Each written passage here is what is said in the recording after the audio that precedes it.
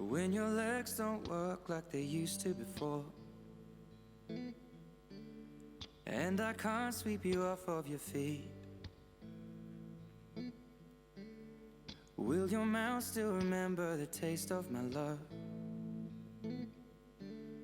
Will your eyes still smile from your cheeks? Darling, I will be loving you till we're 70. And baby, my heart could still fall as hard at 23. And I'm thinking about how people fall in love in mysterious ways. Maybe just the touch of a hand. Well, me, I fall in love with you every single day, and I just wanna tell you I am. So honey, now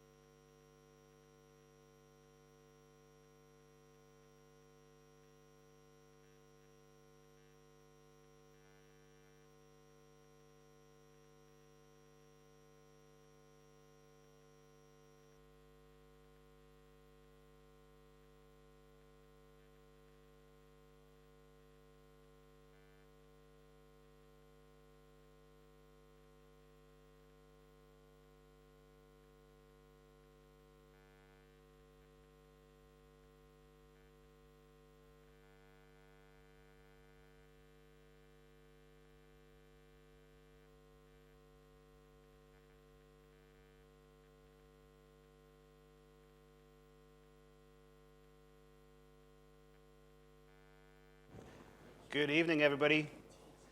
This evening's session, we're going to be walking through managing and maintaining call quality around calls and conferences so we can ascertain whether we're going to have a good call within Microsoft Teams or Skype, ascertain whether or not we're going to have a good understanding of what's going to happen if we have a conference. What happens if we have this? What happens if we have an end user call us and explain to us, do we have we've got a bad call or bad quality, and how do we then drive into that, and how do we take some really cool analytics out of these things to drive that forward? So, quick show of hands, how many of you guys are actually using Microsoft Teams or Skype for Business? Fab. How many of you guys are using it for voice? For PST and calling? Cool? No? All right. It's a good show. So, a bit about me. My name is Jason Wynn. I'm a Microsoft MVP. I'm an Office Apps and Services. I was one of the first Microsoft Teams MVP globally. I specialize in Teams and collaboration and how we integrate these content in together and how we pull this all in. And so I've got 3 little people back home. I'm originally from Chicago, grew up in Dallas, and I've got my daughter dressed up in a Darth Vader costume. There's actually Microsoft Teams sunglasses she's got on. And one of the stories I like to tell is I once met Harrison Ford when I used to run a movie theater in Dallas. And one of the things that I remember is Harrison Ford came up and I showed him the theater and showed him around in the booth and where the projectors were. And I met him about 2 years later, and he said, we were in Jackson Hole, Wyoming, of all things. And I was looking at fly fishing lures. I don't fish, but I was just they're pretty. And he came up to me, he said, "Aren't you that guy from Texas?" So that's one of the things I remember quite fondly is meeting Harrison Ford and him remember who I was. So starting out, need to understand that Skype and Teams and any sort of IT project are very, very follow the same fluid thing. So regardless of whether or not we are running a project that we want to be successful, we can monitor it, we can enable it, we can do whatever we want to do to it. But the reality is if we don't run the project properly, in the fact that we have a kickoff session, we understand who's part of that, we agree the scope, we understand what's brought into that, what the components make these up, and we push things forward. Again, we assess. So we do a network assessment. We do what team interoperability framework stuff that we have, the Skype operation framework that we have with these things, and we pull it together. And again, We envision how this is going to push forward. So we kick off, what is our success factors going to be like? What are our KPIs? What things do we need to worry about as a business and as an organization that's going to push this forward? And then beyond that, we need to report back. So these things are things that we need to think about how we're going to push telephony going forward, regardless of whether or not we want to do these things, how we're going to push it, how we're going to push our content and actually show that they're successful. These are kind of the standard default, what we need to think about regardless. So I'll run you through a demo really quick. So quick show of hands. How many of you guys have ever used Link 2013? Wow, less than Teams. Wow, I'm impressed by that. There's less. So way back when, we used to have this product called the pre-call diagnostic tool. So this still works for Skype for Business Online, still works if you're using a Teams endpoint. And what it allows us to do is go back in to see what's going on with the network. So this is one I ran earlier today. And what it allows you to do, it allows you to sign in to the client. So I'll just quickly show you. So we log into the client, we put our credentials in, we enter in, we authenticate through, and then we can run this test. So this is the one that I actually ran at the reactor, so we can see I was connected up to the Microsoft Reactor SSID.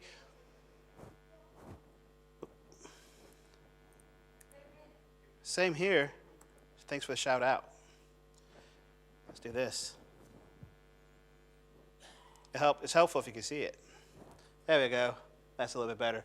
So this allows us to see what's going on. So MOS is what the Microsoft score is. So what you have to remember is Microsoft run both sides of it. So they have the client, they have the back-end infrastructure. So they can see, ascertain what's exactly going on with that, how the calls work, and what setup is. Likewise with this, the tool is giving us a look at what's going on with the packets. So we drop in packets, we lose in content, what's going on. And you can see this one, the network here is really, Microsoft's doing its best, where you can see the score staying up close to 4, but in reality, you look at the actual how it's trying to triage the actual jitter that we're having is quite high. So we can run it again and see what happens, run a quick run through since we're sat in this side of the room and pull it through, and we let it run query through. So right now it's actually establishing a call to Microsoft, pulling that content through, seeing what's going on, and it'll run a series of tests. So this still works for Skype, Skype for Business Online, Microsoft Teams, all the aspects that we need to have, and it's still good enough for what we need for today. But again, this is how you want to go into a site, go to a branch, understand what the quality is going to look like and how things are going to work. So if you want to look at more up to date, so we look at Teams. So nowadays, how many of you guys are using Teams? Cool. So within Teams, you now have settings, you have devices, and within this now we have this ability to make a test call. So it comes in here, establishes a test call back to Microsoft. It starts recording.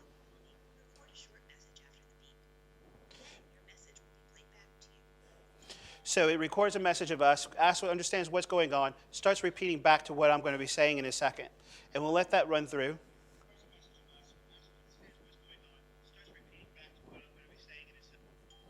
And with this as well, when that call finishes in a second, she'll go back and say, was the network any good? It'll query through in just a second, and you will see it pop up. So right now it's saying your microphone's appalling, by the way, because obviously I'm plugged in over, I don't have a microphone myself. I'm being echoed through because of my microphone that I have on my lapel. The speaker's okay, the camera's okay, the network's okay. So that's a good way for end users to diagnose their own call before they make a call. So again, just under settings, under devices, and you can make a test call now. And that should be rolled out globally and generally available to everyone.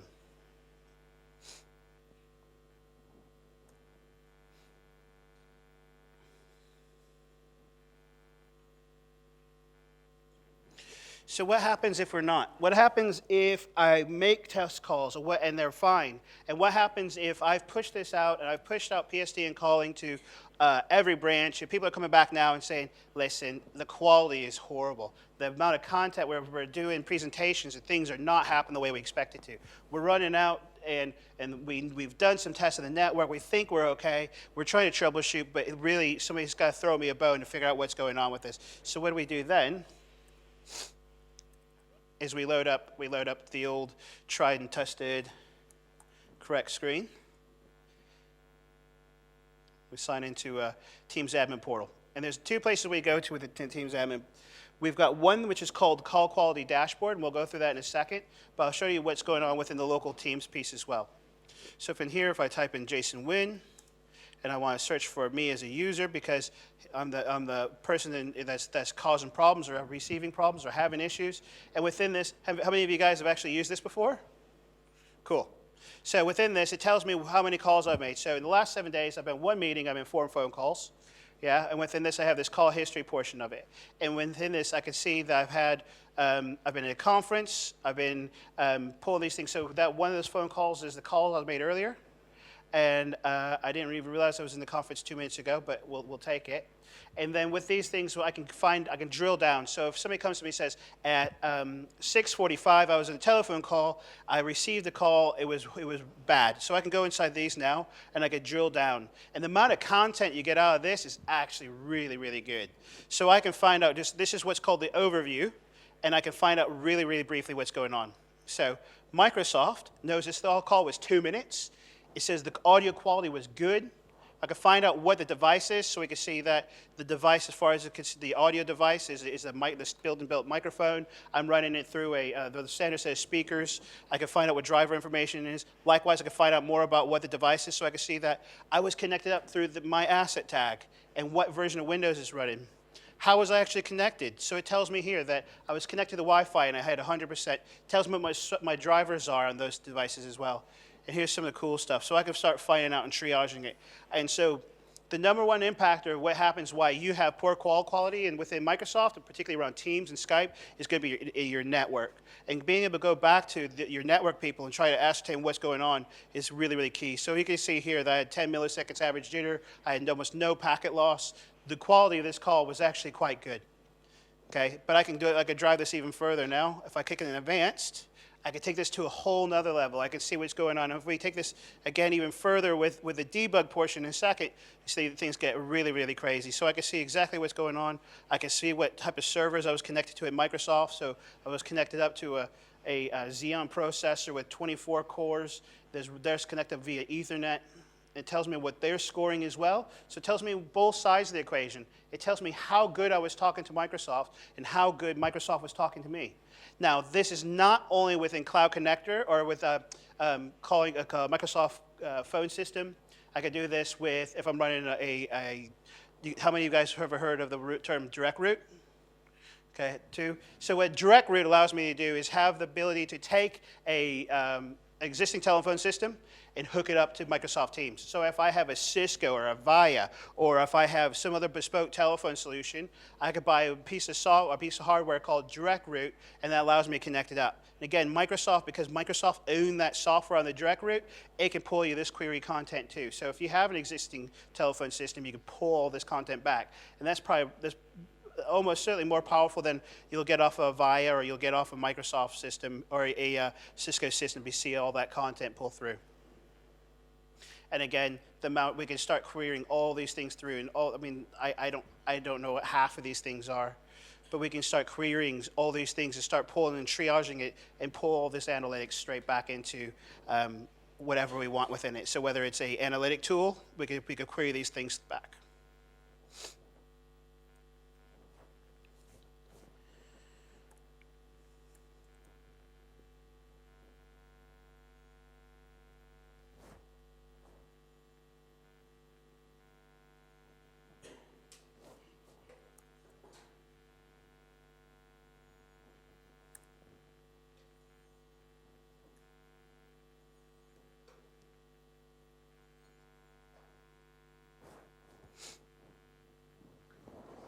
So we'll take a quick look into what's called Call Quality Dashboard. And so what Call Quality Dashboard does is take it a more holistic view.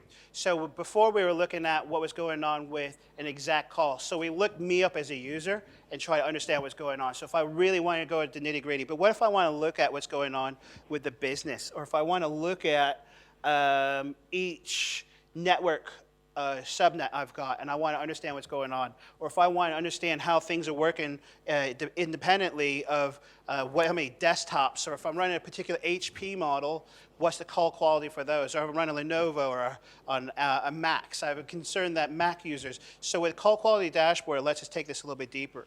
And we take a look at what we used to have and where we've been and where we're going to. Originally, we had CQD with us on-prem. So we had the monitoring tools that were part of Skype for Business and Link, and it allowed us to drive that into it. And it had something that's quite important. That was the PII information, which is the personal identification information that we have within it. So that tells me as a admin what the user has, what they are, who they are, what the asset tag of those things are.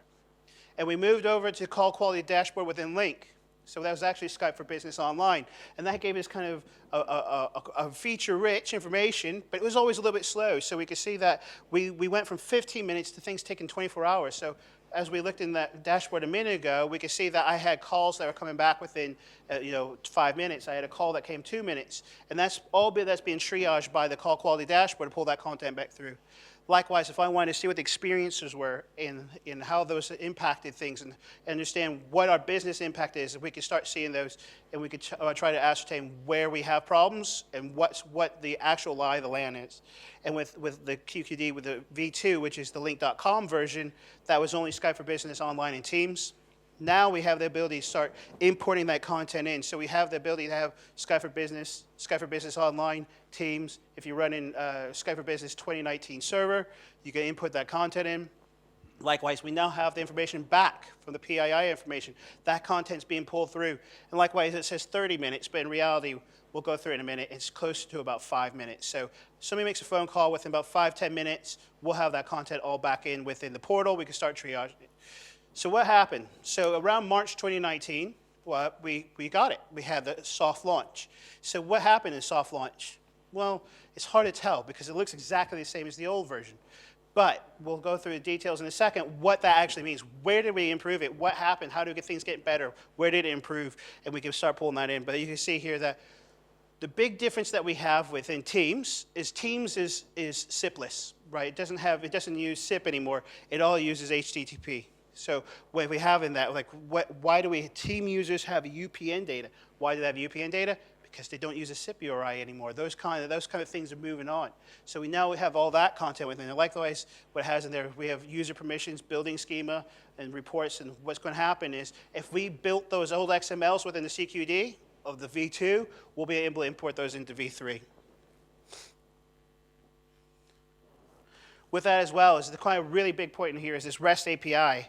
And hopefully some of the guys that know these things better than I could help build on some of these things.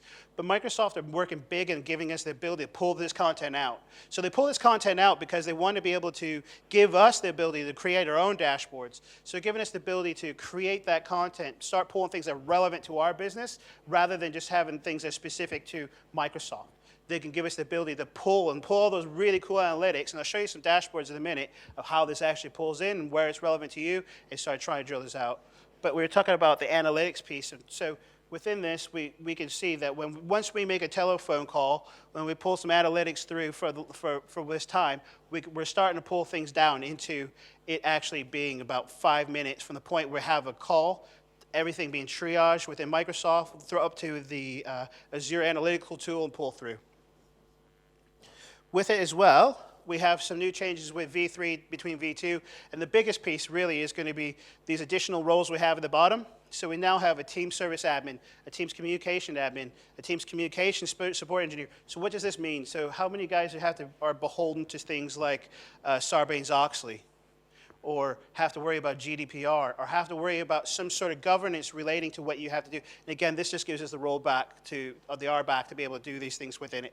And again, you can see we're having the new columns, the EUII, which is the PII information. So what's relevant to your business? What's going to happen? Why? What type of things do we need to start searching on? And again, you can see again we have that SIP URI and the UPN content that's coming through. So there's 6 new out-of-the-box dashboards that will be, I can't showcase all of them, but it's absolutely relevant to what's going on. So out of the box, you're going to have that quality drill down. So I can look into what's the actual quality of my users that they're experiencing. Likewise, if I want to see the reliability piece, so I can want to see how reliable, what's stopping it. Am I hitting the firewall, or is it going through? Is the media being dropped, or is it making it through? And we can start triaging some of that stuff through. Likewise, one of the things, like I said before, who I am, where I'm from, rate my call is really cute because the nicest way to put it is Yanks love complaining. Every single we go between a British company and an American company is really, really fun to watch because if you see a British one, you'll have it trail off. So you'll have a couple of weeks, a couple of months of complaints and saying my calls are really bad, and then it's crickets. Whereas you go to the American ones, and you go to American organizations, and it's just nonstop. Just, I hate it. It sucks. Something's broken. Something doesn't work. What's going on? And they obviously, thank God, we don't have the ability to get a free text field because I hazard a guess. Likewise, the help desk, if we have new tooling within this, it allows us to see what's going on with the peer-to-peer calls, what's meetings, and how these triage back through. And again, it gives us the ability to pull all that back in. And what client versions we have. So we can look into the tool itself and find out how many people run an old version of Skype or how many people run an old version of Teams. We can also understand what endpoints they've got. So to get the endpoint content out, and it says here the self-service uploading functionality is coming soon. It's in beta now, and I'll show you how to upload that in a second. But if I want to triage what's going on with my endpoints, and I have like here, it gives us an example, look at them, PC or Mac, or what model we've got, or what version of drivers we have, or if I want to understand what's happening with a particular type of machine we've just rolled out, and we want to make sure that these guys are experiencing the exact same thing, we can use a template from Microsoft, and we can upload what's going on with that particular build. Now, I'm not going to show you how to do the template, but I'll show you where the template is, because it doesn't make sense. So load it back up.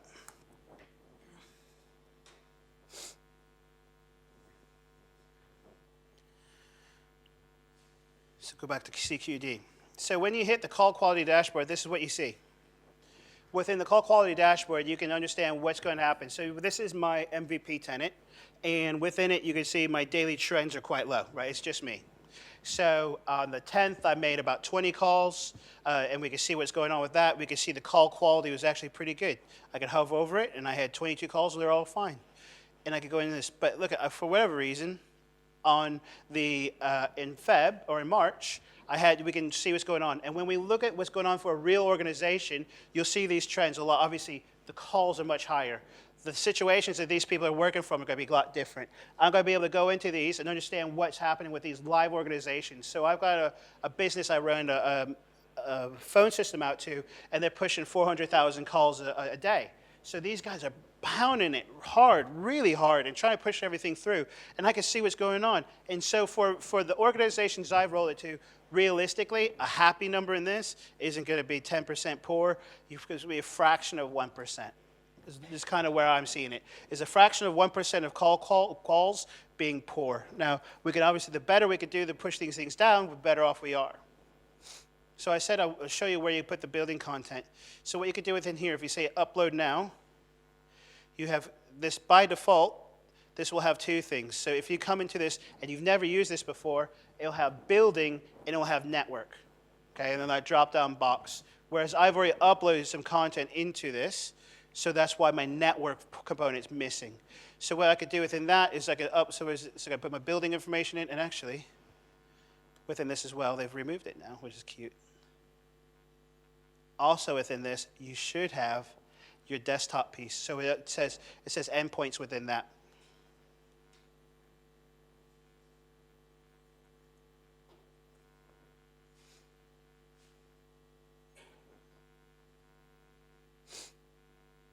So this is where you upload your endpoints as well as wherever she's going. Love it. So within that field is where you put it. So we can also go into the reliability report, so we can understand what's going on with the trends and what's happening with these streams and where media is being failed. So I went to a customer this just yesterday and on Tuesday as well, and they said, listen, the calls, basically what's happening is their network is flipping. They have a two firewall, they've got some Radware solution that's sending the network pipe down two separate ISPs. And so one's going down BT, one's going down Verizon or Virgin, and with that we can start seeing. And what's happening is within this, we can triage it through this. You can actually see within it that the media failure, the green button there, we can see it spiking on particular days. So we know what's going on. We can see that the network is failing. Likewise, we had that red nodule where it says here that the media is being blocked. So remember, Microsoft works at two things. You've got the signaling, which is telling it what's going on. The call's created, it's dropped, it's stopped, and you have your media path, which is TCP. And you can see that the UDP packets are being blocked. And you can pull all that back through, and you can see where the red dot's going, and you can find out what's going on. Because you go into the organization and say, no, mate, we opened all the ports, it's perfect. And you go in, you realize, you look at, all you have to go there, and you're like, you missed something. Or something's flopping, something's like flagging from one side to the next. Something's definitely happened because the client is seeing it and Microsoft's seeing it. So that's where we get to that reliability reports. Now, I won't have anything in here around endpoints or rate my call, but you can see in here as well, what we have the ability to start pulling these quality drill downs in. And we get all these other things. And again, I don't have any live data in here around rate my calls. But obviously, I don't rate my own calls on my own tenant. But you'll be able to do that within this. So, and likewise, you can go into rate my calls, and you can apply a secondary filter into it, where I can start triaging what's going on with it, so I can start seeing if I wanted to see what my rate my calls were based upon a particular site. So I could say building network name or name of these things. So I can go into it and I can start drilling down even further within the content to see what's relevant to my people and how they work. All cool so far? Yeah? Yeah? So agile working as in I can work from any dispersed location regardless of where my physical geography. So I may be an agile worker within the UK, or I could be an agile worker within Germany or United States or wherever else. I can work somewhere. Yeah, so within this, it depends on how you work. So if you mean agile working from Starbucks, I can't capture every subnet from Starbucks. I can say, listen, if you VPN in, and if you present to me a VPN connection, which is not the way you should do it, but if you did do it that way, then we'd obviously pick that up. If I'm an agile worker from a location from that's one of ours, we can obviously identify that subnet. So what we'd say is within this, with this tool, we can say what's the call quality of things that are happening of networks we know. I can't go and say networks I don't know, because obviously there's a plethora of networks we have no clue which subnets are not managed by us. But again, we can go into these things. So if we go back to that and we look at just this one that we've got here that I made today, we can find out, if we go back to that debug section where I just left, you can see which network I'm on. So you can see what the quality of that network was with as well. So if I go in here, network, and I could find out what was going on, what the quality was. And obviously, it was just a call to my mobile phone. And we go debug, and it'll tell us what network we were connected to, what was going on, and what the quality was. Okay, we can drill down to that. So if I wanted to go to the call quality dashboard, actually, hang on a second. I know what you're talking about.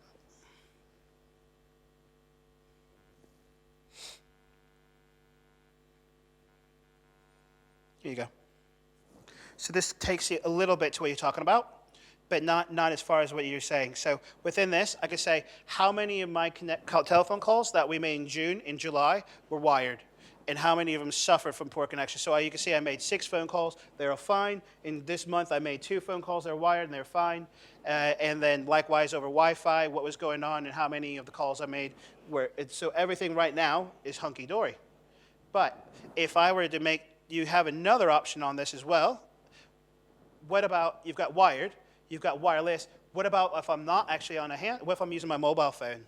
And that ties in as well. So I haven't actually made any telephone calls from that, but if I did, it would show up as a LTE connection or 4G connection within that. So I can start triaging that as well. So I can say, oh, we have good quality over this, we have poor quality over everybody that's joining up over a mobile phone. What's going on? Why are we having problems with it?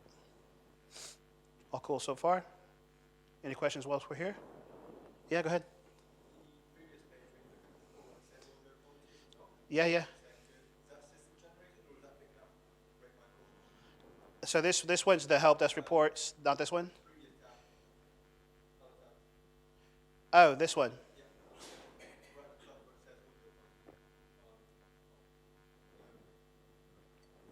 That's generated by the client. So that's not the user. So that's the client. I have got some that are poor. Yeah. So that's being generated by the client itself, and the client's saying, wait a minute, this is not everything's sunny in Philadelphia. What's going on? And it tries to triage that content through. I don't think I've got any of their bad at the moment, because it'll flag it here as well. So what will happen is on that title screen, when we're looking at the call quality, we'll have an asterisk against one of these fields. I forget which. I think it's time or date. Will actually tell us that everything's not happy. But again, we can see if it was a conference, how many people were participating in that conference, and how many calls. So this is an audio conference I was joined into. This is obviously this is a Teams conference I was joined into, and how many people are joined in. Let's see if I got one anymore. I think they're all older than that now. But again, we can start seeing what's going on and why we're having these calls and what the call quality is. And again, this one goes back to the more the holistic information. So what's actually happening within the organization. There it is. It showed up now. Upload. So building. And hey, there it is. So that's how you upload your endpoint and your building content. So by default, now that it's gone, it's still in preview, but it's coming more readily available. So now we can start adding our endpoint content in there. And what we could do is within the Microsoft location, we can go and get those templates from Microsoft directly.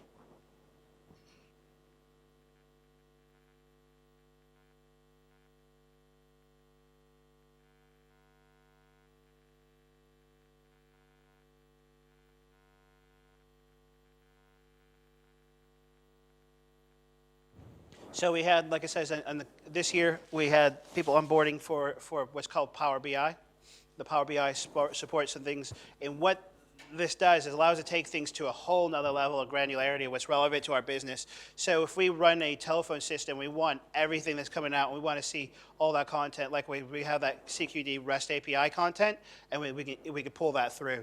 And with that as well, we're going to start seeing more and more of this now. Again, so read-only content, so we can't go and start playing around with as REST API content.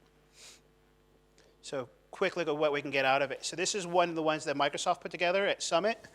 And so with this, we can see what the quality is. So we can pull all that content we had before, but we can dashboard it how we want to. So what's relevant to us. So we can find out what's the volume of, so like in this one, this customer's got 26 million phone calls coming through, 46 million people are over Wi-Fi, how many conferences they're pushing through. Start pulling some real analytics to it. Likewise, we can see what's relevant to those. So this is their Wi-Fi one. So they want to see how many people are joining over Wi-Fi, how many people are actually joining up desktop clients, and they have the desktop client version down there as well. So you can see what people are actually logging in as.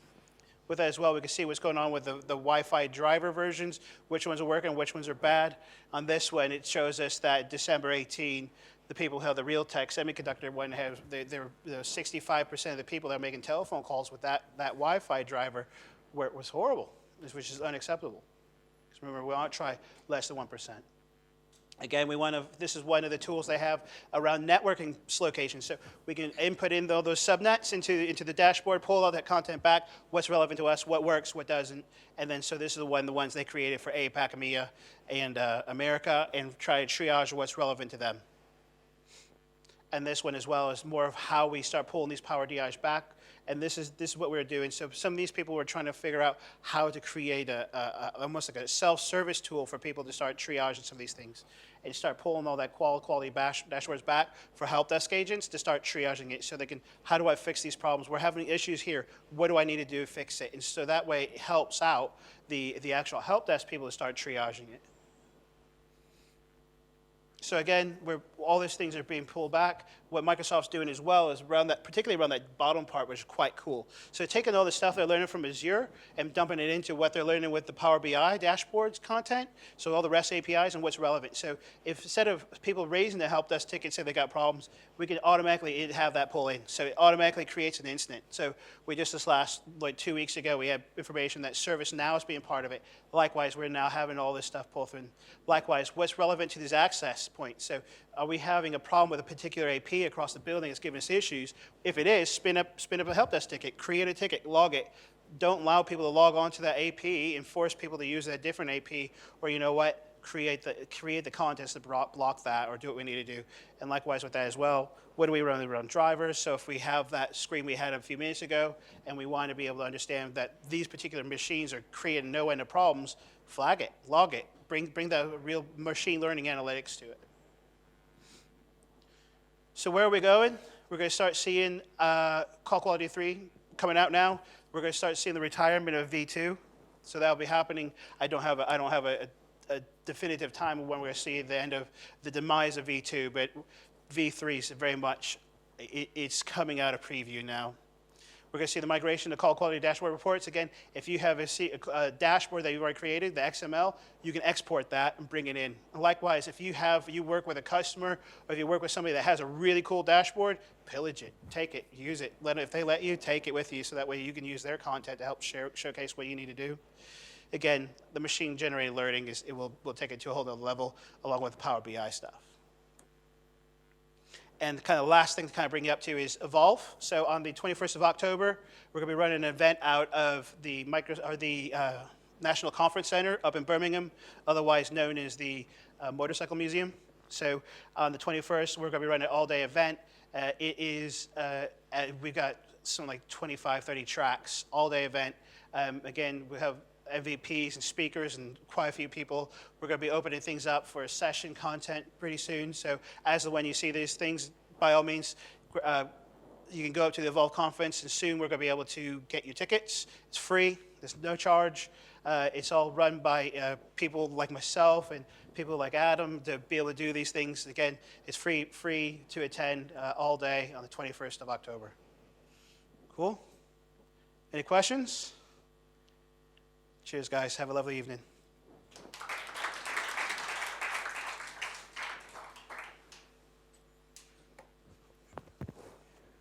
So I'd just like to thank you all for coming.